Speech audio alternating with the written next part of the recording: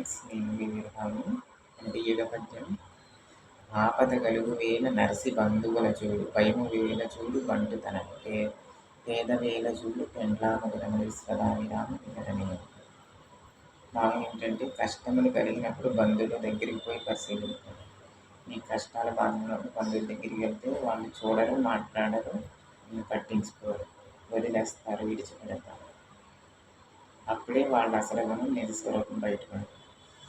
భయం కలిగినప్పుడు ధైర్యమును పరీక్షించు. నీకు భయం కలిగితే ధైర్యం ఏ విధంగా సహాయం పడుతుందో ఒకసారి గమనించు. అలాగే దరిద్రంగా ఉన్నప్పుడు భార్య గుణము పరీక్షించు. నీకు ఏమీ లేనప్పుడు భార్య ఏ విధంగా ఉంటుందో పరిశీలించు. లేనప్పుడు అది లేదు ఇది లేదు, ఏంటి దరిద్రం అని ఇల్లు పీకి పందిరి వేసే భార్య ఉంటుంది. ఏమున్నా లేకపోయినా సర్దుకుపోయి నోరు మూసుకొని తల ఉంచుకుని కాపురం చేసే భార్య కూడా ఉంటుంది. ఈ రెండింటినీ తేడా గమనించు అని భావం. ఏది ఉన్నప్పుడు ఎలా ఉంటారో, లేనప్పుడు ఎలా ఉంటారో ఒకసారి పరీక్షించవలసిందే ఈ పద్యం భావం.